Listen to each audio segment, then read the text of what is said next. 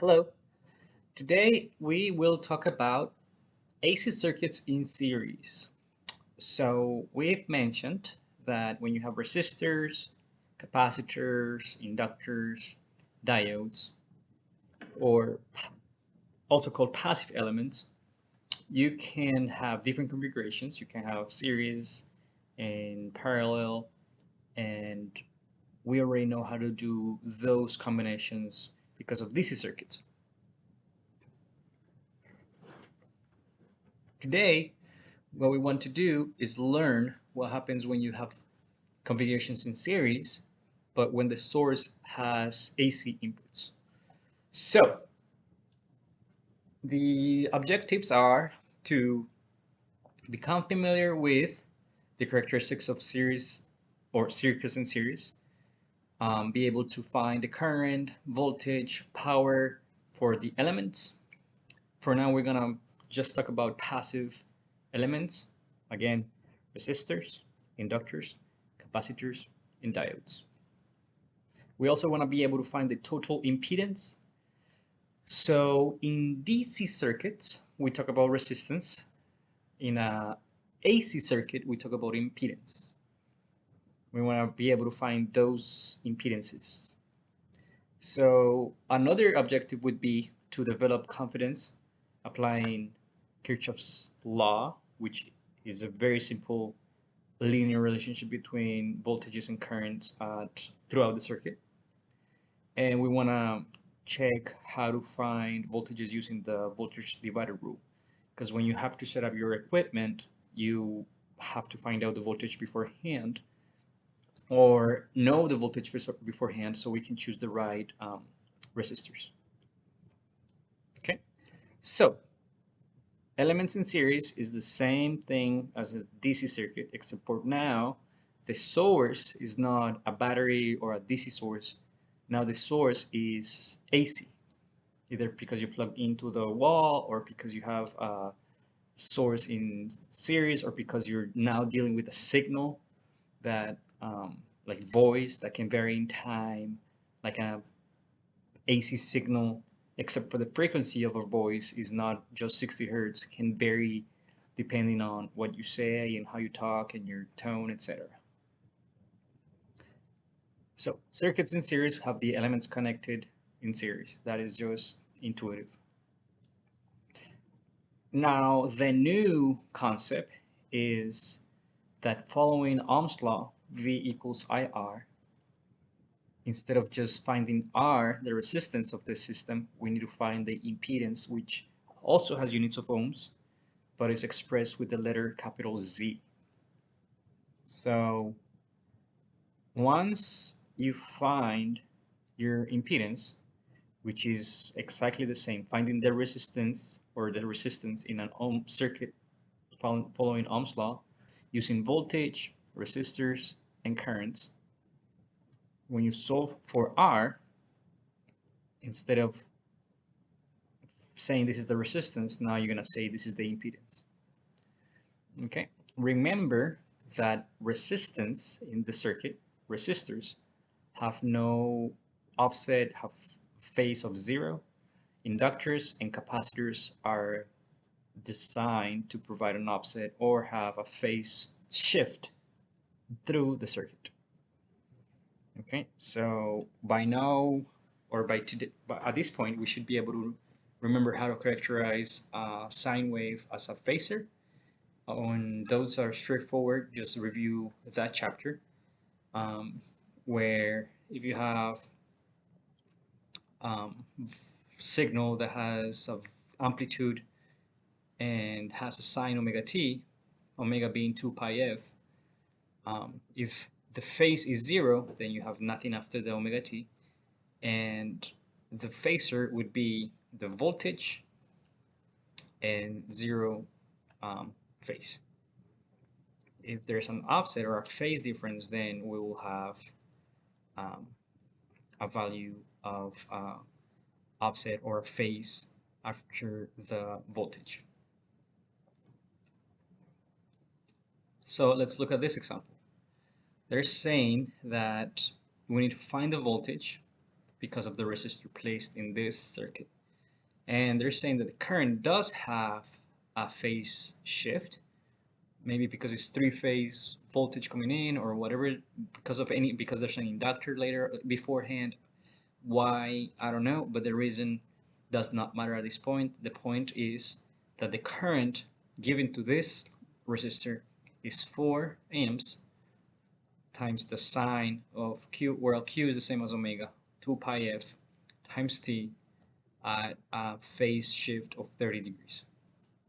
So the first thing we need to do, let me find the stylus.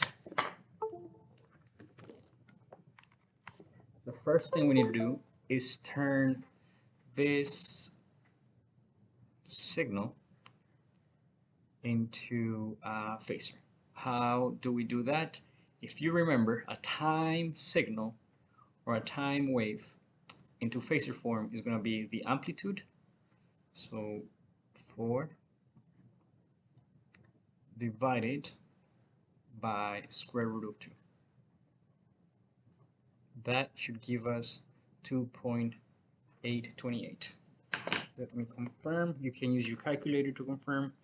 4 divided square root of 2 is 2.82843. Yes. Now, of course, since there's a phase shift, the phasor will be the RMS. This is RMS current. And this is the phase shift. So this is the first thing that you have to remember, how to characterize a signal, a wave in phasor form. Once you've done this, you have most of the problem solved. Now you just follow Ohm's law. Ohm's law is V equals IR. We have the value of the resistor. Yes, it was given, here's 2 ohms. Resistor is 2 ohms. And right here, this is the resistor. And we know the current. So the only thing we have to do is find the voltage. Remember that for phasors, you multiply the magnitude, so 2.88 times 2.828 times 2, and the phase, if you multiply phasors, the phase just adds up, plus 0 equals 30, evidently. So the answer in phasor form is the voltage across the resistor is 2 times 2.828 is 5.656 at an angle of 30 degrees. Now, it's not very useful. Sometimes it is useful to have like this if you're talking to an engineer, but sometimes it's more useful, it's better to express this as a wave again. So if you want to express this as a wave, we just simply have to take this value, RMS value, and take it back to a waveform where we get the maximum peak or the peak value of the wave. And from phasor to time domain, we multiply times square root of 2. So square root of 2 times 5.656, and we know that because of the 30-degree phase, we're just going to add it to the omega t, which is 2 pi f t plus 30 equals 8 sine of omega t plus 30. All right, so this is very important because now we have that the voltage, the maximum voltage is going to be 8 volts, and there's going to be an offset of 30 degrees. So this is a good example because today we'll learn why this is important. It's because we have a way to compute the power factor of a motor or a compressor or a pump if we have the contribution of the impedance.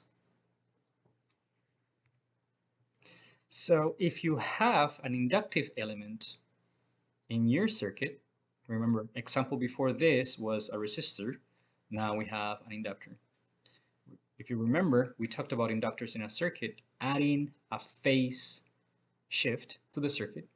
So if you apply Ohm's law, IR, and then you are given your voltage, you find your current, and the resistor, instead of the resistor is going to be an inductor. Now we don't use the R, now we use the reactance because of the inductor, right? If this was a capacitor, we will say V equals I times the reactance because of the capacitor. So the inductance because of the inductance because of an inductor, sorry, the reactance because of an inductor is equal to 2 pi f times L. This is the value of the inductor in milli or picohenries, whatever the value is. The units is henries. This is the frequency of the wave, and 2 pi is a constant. Okay, so this is the frequency of the signal going through it. The L is the value of the inductance or the inductor. The reactance for a capacitor is 1 over omega c, or 1 over 2 pi f c. Okay? So we'll touch upon these concepts again when we talk about resonance frequencies, etc. But at this point, we want to know that this is important because if you notice, this is a linear relationship versus this is a inverse relationship. Okay? So for now, just focus on the inductor. There's no capacitor, there's no resistance. We just want to know what's the contribution of the inductor. And the reactance, which Q is the same as omega, and omega is the same thing as 2 pi f. Hence, 2 pi f times L is the reactance. We find the current or the voltage, depending on what you want to do, by the following Ohm's law. So instead of R, we're going to have reactance. V equals I times reactance because of the inductor. If you want to find the current, you simply divide voltage, and you simply take voltage and divide the reactance. And notice, this is something that you might have to remember, that by definition, the inductor does have a phase shift. So anytime that you have to find the current, you're going to have the phase, in this case is 0, but if example before was 30, so it's going to be the phase shift because of the voltage or the signal coming into the inductor minus the phase shift of the inductor, which is always 90 degrees phase change, because this is the relationship between the electromagnetic field, the electric field with the magnetic field generated by the inductor. If you remember, we talked about this before, an electric field traveling through a material or through air, through void, whatever, you have a magnetic field coupled to it, and it's completely perpendicular to the way or the direction of the electric field.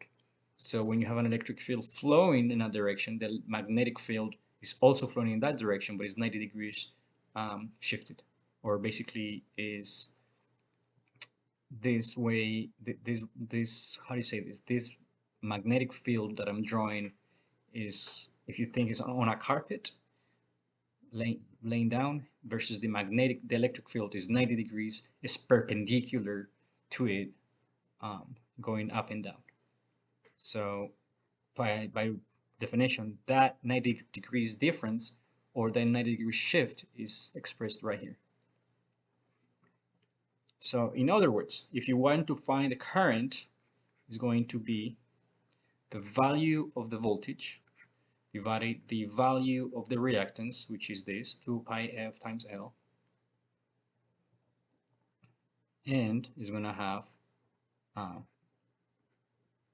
negative 90 degree offset, phase offset, if there's no other phase shift coming in with the signal or with the voltage. So this is the compact form. The reactance, sorry, the impedance, the impedance of um, inductor is going to be the reactance with a 90 degrees forward, or 90 degrees phase shift. Okay, so when you express it as an impedance with Z, it's always going to have a positive 90 degrees. All right, so this is one example right here saying that the voltage flowing through the circuit is 24 volts sine omega t times t. And if we want to transfer or take this to a phasor form, we simply do 24 divided by square root of 2. That will give us 16.968. And since there's no plus minus phase shift, then it's going to be a zero phase shift. So for instance, when you plug in your computer to the wall, that voltage is 120 times sine of 2 pi. F is 60 hertz T. No phase shift, no nothing. This is omega T. Omega is 2 times 60 hertz.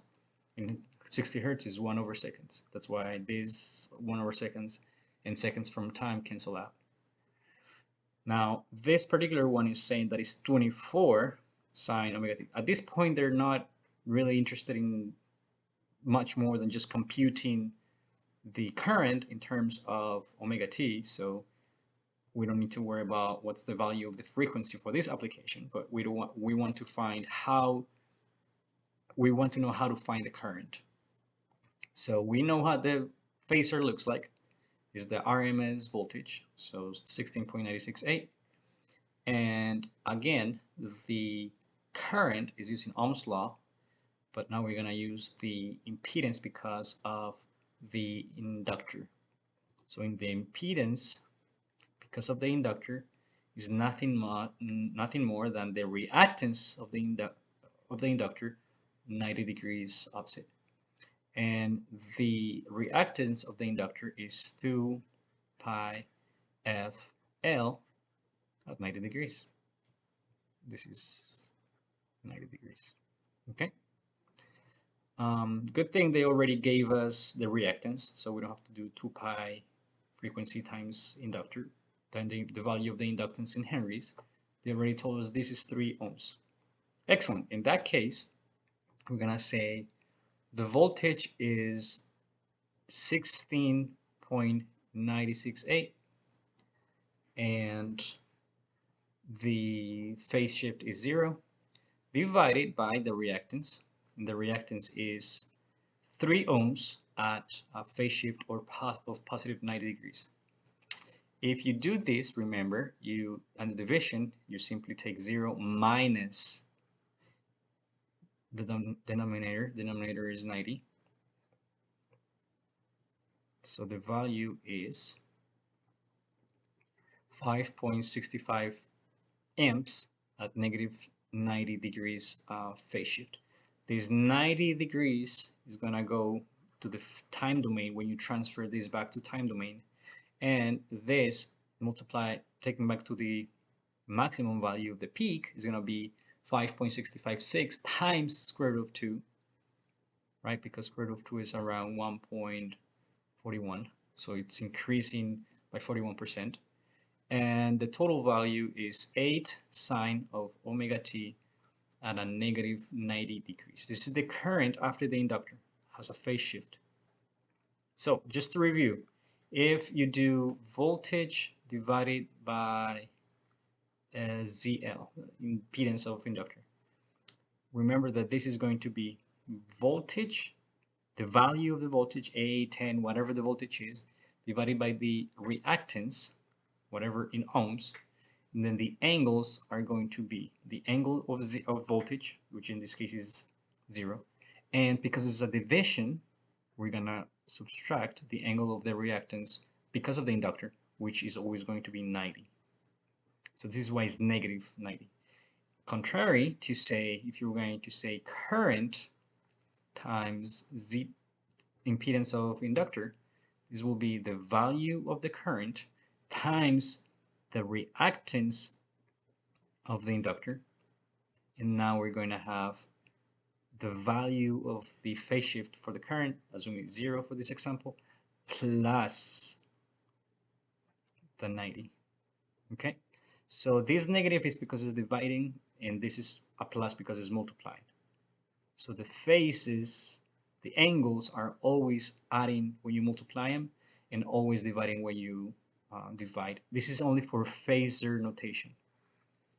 Okay, so be very careful with this, because if they ask you to find the current, which is equal to V over reactance or impedance, then the current is going to be a negative 90 degrees. But if they ask you to find the voltage, because you already have the current, then the voltage is going to have forward phase shift. Capacitive elements, very similar. It's exactly the same. Now, instead of reactance because of inductor, we can have a reactance because of a capacitor. We said that this is 1 over omega c. It's right here, where omega is 2 pi and the frequency of the signal coming in. So exactly the same. This is a negative 90 because of a division. Is dividing the 0 minus the phase shift of the capacitor. And this is the impedance because of the capacitor.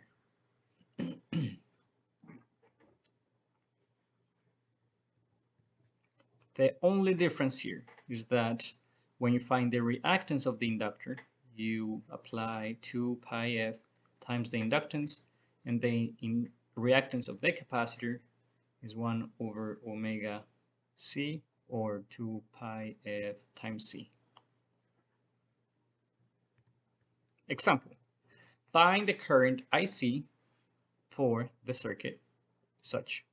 So they're telling us the voltage coming in is 15 volts times sine omega t. We don't care about how much is the frequency, since they already gave us the reactance of the capacitor in 2 ohms. So this means that they already did beforehand 1 over omega c for us. This example, they just want us to focus on computing the current. So again, turn to phasor by finding the RMS voltage, which is 15 divided by square root of 2. And this I've set it, because of the voltage not having any phase change, the 0 phase shift. The current is going to be V over the impedance. So it's going to be V at a phase shift of 0 because there's no phase shift with the voltage.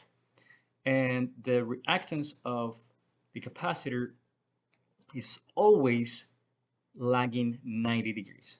So for inductors, so the impedance of an inductor is the reactance of the inductor with a positive, with a forward phase shift, but the impedance of the capacitor is the reactance of the capacitor with a negative phase shift of 90 degrees.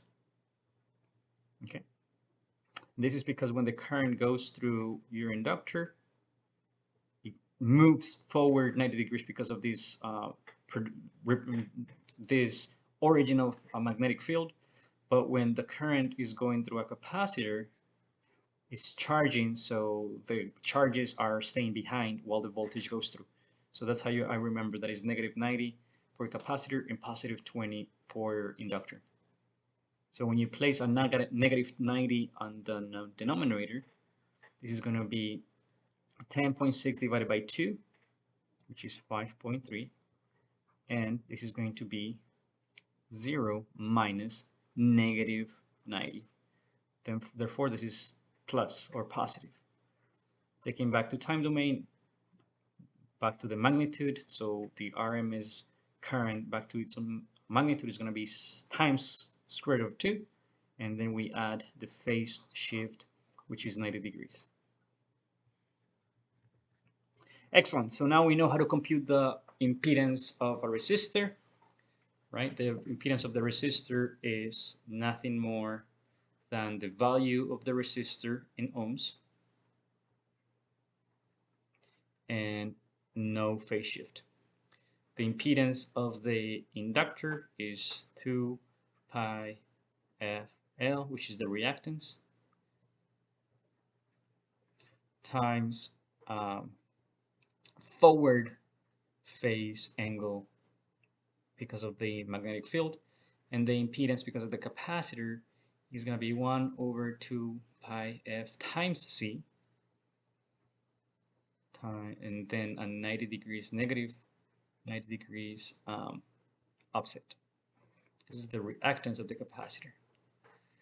All right, so if you place them together in series, you just, all of them have units of ohms, except for there's only one with no phase shift. The other ones have phase shift. Okay, so if you want to find the total, you have two ways of doing this. If you want to find the total impedance, you can do in polar form. You can do in polar form or in phasor form, and then do whatever phase angle you get. Or if you remember, because of the 90 degrees offset, you have that the real axis is 90 degrees offset with the imaginary axis. So the reactance of the inductor and the reactance of the capacitor are going to be on the imaginary axis because they're 90 degrees from the real axis. And the reactance of the resistor is going to be on the real axis. So if you want to keep these in real numbers, in regular numbers, when you can do it this way too. So you can find the magnitude by doing the square root of the reactance squared plus what has positive shift, the reactance of the inductor, negative reactance of the capacitor squared. This formula also lets you have the total impedance using the reactance. Okay, so this will be the value of your resistor in ohms. This will be 2 pi FL in ohms, negative 1 over 2 pi F capacitor in ohms. Okay, so that is another way that you can do it. When do you use this method? This method is when you actually have a circuit where it has a resistor, a capacitor, and an inductor, right? And they give you 10 ohms, 10 picofarads, and 50 millihenries. When they give you these values, and they give you the frequency equals 60, when they give you these values, go ahead and go and use this. So this will be 10 ohms squared plus 2 pi FL. So you just compute 60 hertz times the 15 millihenries squared, oh well, minus the capacitance in this part squared. It's not each of them squared, is the imaginary part squared, because these ones are the contribution of the imaginary part and these ones are the contribution of the real part. Let's see if we can see another example. So now we have a circuit in series where they give us the resistance is 4 ohms, and then they say that the reactance because of the inductor is 8 ohms. So they already did 2 pi FL for us, and they said that this is equal to 8 ohms. They want to tell us, you want to compute the total impedance, okay, which is the contribution of the real and the imaginary part. So if you notice, the total impedance is a value right here with certain angle theta. So the series theory tells us that you just add up the impedances. So we're gonna do the we're gonna add up the reactance of the resistor which in this particular case we have 0 degrees, plus the reactance of the inductor, which has a 90 degrees offset.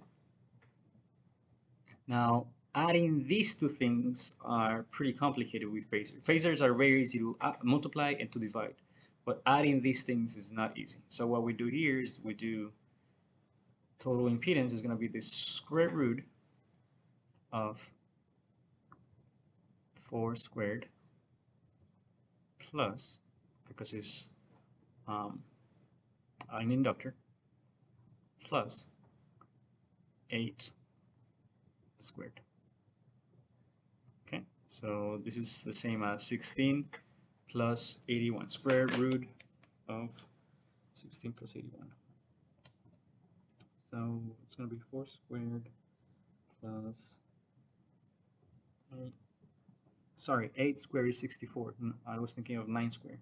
So that is 16 plus 64, 80. So 8 squared. What is the square root of this? 8.94. 8.94. Yes, 8.944227. And this is exactly, if you notice, this is exactly what we got here. Okay, so this is how you do, this is xr squared plus xl squared, square root of that. Now, how do you get the angle? And this angle is pretty important because later on we're going to use this angle for computing the power. The angle between them is nothing more than your XL, your reactance of because of the inductor, divided by the reactance of your resistor. All this tangent minus 1, inverse tangent of this value. So the inverse tangent of 8 divided by 4 is 63.4349. Yes, this is what we got here, and that is the angle right here. If you look at this value, this is what we got, 63.4.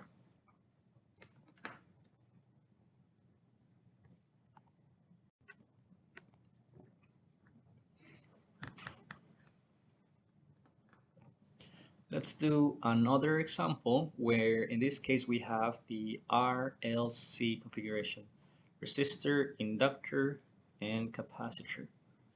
This circuit right here is very common. It's called the RLC configuration. So in this case, they already gave us the reactance for the resistor, the reactance for the inductor, and the reactance for the capacitor. This is great because if not, we would have to do the reactance for the capacitor equals 1 over omega c, and you have to be careful if this is picofarads, etc. To compute the total impedance, we simply add up the impedance of each element. So what I do is I remember that the resistance is in the real domain, the inductance and the capacitance are in the imaginary domain. So the easiest way to do this is saying square root of the xr squared plus the imaginary part, which is going to be xl minus xc squared. So if xl is greater than xc, this is going to be a capacitor, a summation. If the reactance of the capacitor is greater, then this is going to be subtraction. So in this particular case, we have square root of 6 squared, or 36, plus xl, which is 10, minus 12 squared. And this is the same as 36. And 10 minus 2 is 2. 10 minus 2 is negative 2, and 2 squared is 4.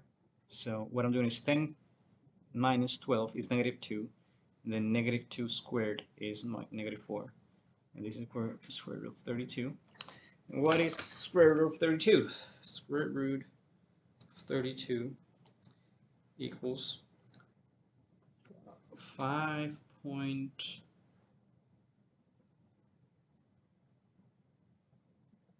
why it's not giving me the same thing? 5.65. 6 times 6, 36, right? Yes, so 6 squared plus 2 squared.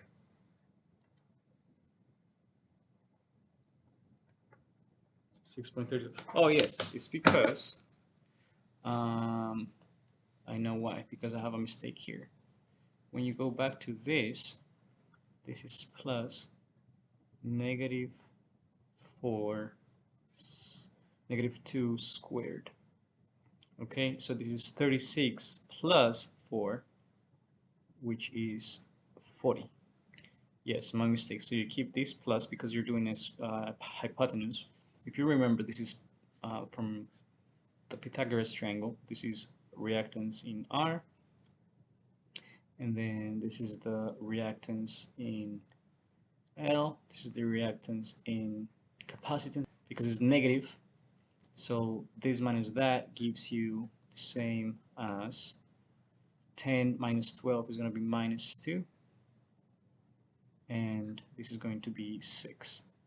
So at the end is going to be this magnitude, this hypotenuse, which is square root of 6 squared plus negative 2 squared. And this is 6.32.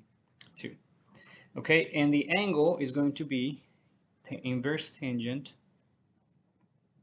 inverse of negative 2 over 6. So tangent inverse of negative 2 divided by 6.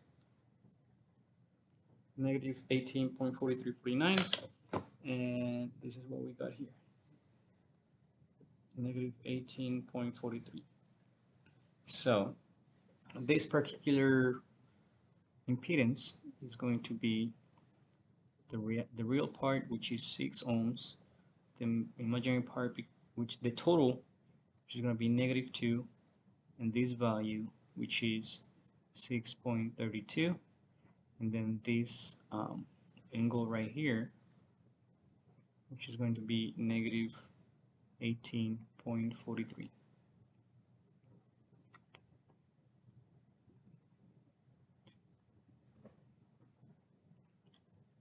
Or in other words, if you were to close this triangle like that, this angle right here is what I'm talking about, negative 18.46. And that is because I want to draw that again. If you let me on this little point right here, if you remember, what we're trying to do is this real axis, this imaginary axis, and whenever they meet, we're gonna create total impedance. Is this angle right here that we're finding, negative 18.4. All right, so the total impedance is 6.32. If you want to find the voltage, the current, then you would use that total impedance, because if they ask for the voltage, then you know that you can do V equals I times total impedance, and then you can find the voltage and the current given this value that you just found. So the point of using the impedance is that then you can find the voltage drop across each element. It could be a resistor, it could be an inductor, wherever it is.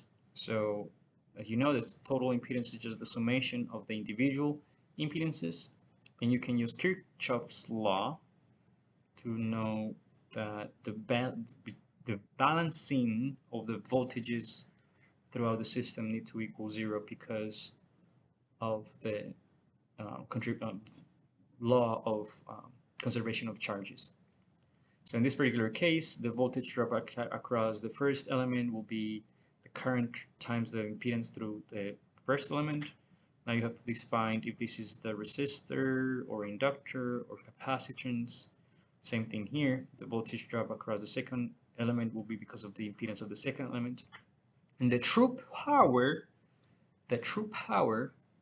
will be given by the voltage, the current, and the angle that we usually find with tangent inverse of the angle between the real and the imaginary impedances. Okay. Now the power factor, FP or PF, depending on the book, is going to be your resistances, your values of resistances divided by the total impedance. So that's why with motors and compressors and pumps, you have a power factor, because a motor behaves similarly or in a similar fashion as a resistor with an inductor attached to it. A motor is kind of like this. You have current and voltage going through it, and then they find the resistance of the materials within the motor and the resistance of the winding. But then, because of the winding, there's a magnetic what is the name? A magnetic field. And then, because of the windings, there is a magnetic field, and the contribution of both effects are modeled with a resistor and an inductor in series. So if you notice, if you find the total reactance of this, it's going to be, the total impedance is going to be contributions of the reactance and of the resistor and the reactance of the inductor. And then the total impedance can be found, as we just did in the last example. But then the power factor, PF or FP, whatever you want to do, is the value of the real contribution divided the total available restrictions. So this value will give you, usually between 0 and 1, right? Because they should be greater. So an ideal power factor will be 1, but you usually will get less than 1. All right, so this is how you find the power factor. Is the resistor, the value of the resistors. You can have several resistors or just one, divided by the total impedance. Look at this example. So we have that there is voltage input of 141.4 volts times sine of omega t. So they're giving this in a time domain. And the original value of the resistor on the circuit is 3 ohms. And they're nice. They already gave us the reactance value of the inductor, which is 4 ohms. Okay. So the first thing we want to do is transfer this either to our phasor form, which we have to do by RMS value of 141 divided by square root of 2, which will give us 100. And then we will be able to compute all our stuff. How? By computing our total impedance. So total impedance is going to be square root of 3 squared plus 4 squared, which is equal to 9 plus 16, which is equal to square root of 25, which is equal to 5 ohms. Okay, so the total impedance is 25. And then the angle between the real and the imaginary components, or the reactance for the resistor and the reactance for the inductor, is going to be tangent inverse of XL divided by XR. Okay, so this should give us 53.13. Okay, so now we have the value of our total reactance, and we found the angle. If we want to find the real power or the true power, we simply have to do our voltage RMS, which is 100. We just did that. times the current, and the current was given 20 amps. Okay, the current was given, and or if it wasn't given, then you can find it very easily, because we have the voltage RMS equals 100 volts, and we have that the total impedance equals 5 ohms. So the current is equal to, if we do V equals I times total impedance, the current is going to be voltage divided by total impedance, which is equal to 100 divided by 5, and this is 20 units of current, 20 amps. Okay, so we have the current through the circuit, 20 amps, which is pretty high current. So then the real power is the voltage times the current times the cosine of the angle. We did the angle by the tangent inverse. So 100 times 20 voltage times amps, that's watts. Cosine of 53.13. You put that in your calculator, and you would get 1200 watts, 1.2 kilowatts. Okay, this is pretty close to a compressor or an HVAC system, the compressor for a refrigeration system. Now, the reactive power is exactly the same, except for cosine, we're going to do sine. Okay, so we're going to do 100 times 20 times sine of 53.13, and the reactive power is not in units of watts, it's in units of voltage amperage, or volts amps. And this will give you 1600 volt amp. Okay. Now the power factor is the resistor divided by the total impedance. So 3 divided by 5 is 0.6. So this is a 60% power factor. All right. So these are the things that you usually will have to know for installing your systems. What is the real power? What is the reactive power? And what is the power factor? So since this has such a high value of impedance for the inductor, then the system is very inefficient. It's only 60% power factor. Lastly, we want to talk about the voltage divider rule. The voltage divider rule is, we've learned this in DC circuits, is how to find the voltage at a certain point. So from last example, we're going to use the same voltage in phasor form, and we're going to use the same value of reactance for the resistor and reactance for the inductor, and we want to find the value of the across the capacitor. For that, we want to use the impedance because of the capacitor times the voltage divided by the impedance of the capacitor plus the impedance because of the resistor. So this is how you find this voltage right here. What we do is that we can, since we're doing multiplications and divisions, etc., for this particular case, you have to do square root of the resistor squared plus the capacitance squared, and then this one you can leave it in a power factor if you want. So, this one you can leave it in a phasor form if you want. So if doing the phasor form, we're gonna do 4 ohms at a negative 90 degrees offset, because it's a capacitor, not an inductor, times 100 volts. Remember, when you multiply, you're adding your phase shifts. Negative 90 plus 0 is negative 90. 4 times 100 is 400. But now you have to add the individual impedances. So in this particular case, you just found this is not in phasor form, so you have to take these to phasor form, and 3 squared plus 4 squared, this is 25. Square root of 25 is 5. And this is the same example that we had before. So you're going to have a value of negative 3.13. So negative 53.13, I'm sorry. So now that both of them are in phasor form, we can divide them. 400 divided by 5 is 80. And then negative 90 minus negative 53 is negative 90 plus 53. So it's going to have negative 36.87.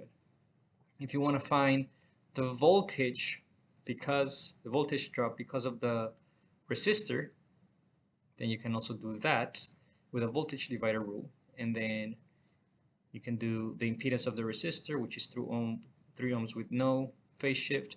The voltage is 100 volts with no phase shift, and the denominator is the same. So once you find the first denominator, you can use the second one for the same thing. And then 300 divided by 5 is 60 volts.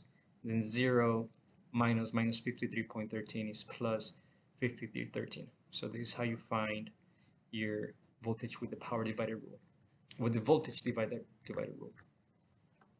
Lastly, let's say if you want to find the voltage because of the resistor, but you have an RLC circuit, you have to do something similar, except for the numerator is the same, but the denominator is different. The numerator is the same, is the voltage at the point you want to find it. So VR is the voltage across this element. You have to do the impedance because of R times the voltage, just as we did before, but the denominator is going to be the resistor, the inductor, and the capacitor. So how you do this, you simply do, then we're going to do the denominator, square root of 6 squared plus 9 minus 17 squared. This is how you find the total impedance, which is going to be down here. Okay, so that gives us 30 volts with phase shift or 83.13. And if you want to find the voltage across the capacitor, it's going to be exactly the same. So you do the impedance of the capacitor divided times the input voltage divided by the total impedance, which we found down over here, which is 10 ohms. So that's what we have over here. We have 10 ohms as well. Yes, 10 ohms at negative 53.33. If you find this, you can find your voltage drop across your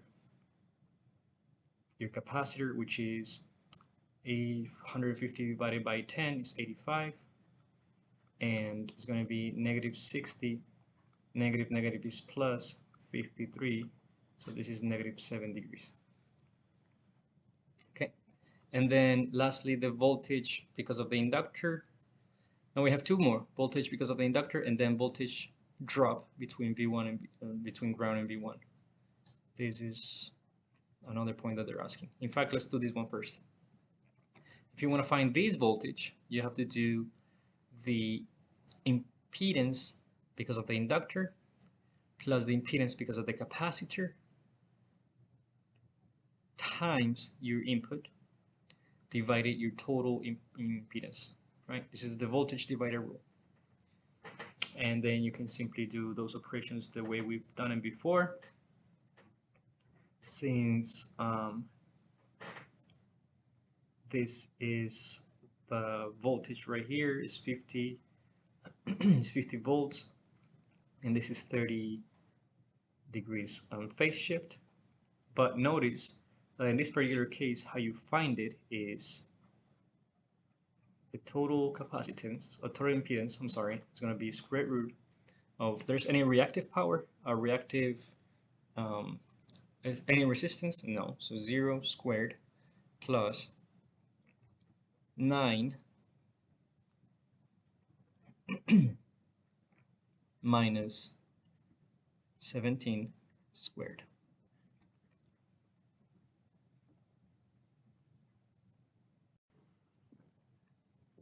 This one is the same as square root of 9 minus 17 is negative 8. Squared is positive 64. Square root of positive 64 is 8. So that's why you have 8.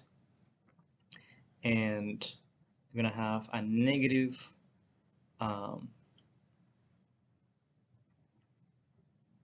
you're going to have a negative 90 degrees because it's going to be 90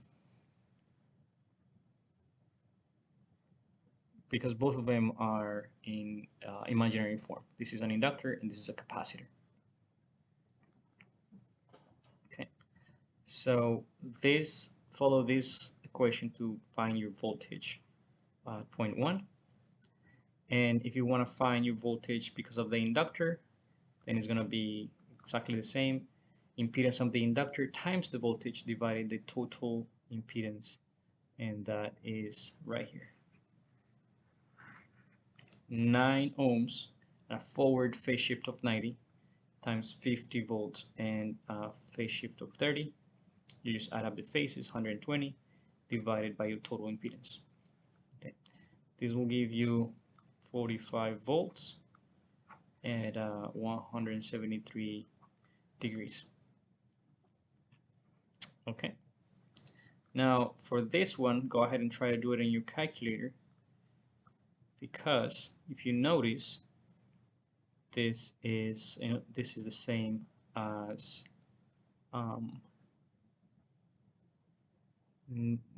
positive 90 and negative 90. But since the capacitance the magnitude of the capacitance is greater, then you're going to keep the sign of the phase shift of the capacitance. So once you have this, it's simply 8 times 50, which is 400, and then it's going to be negative 90 plus 30, which is going to be negative 60, and then over 10 phase shift of negative 53. 400 divided by 10 equals 40, and minus negative 60 minus 50, that's positive 53.13. It's around 6.87 or 7. All right, so study this example. This is very useful and has a lot of information. Thank you.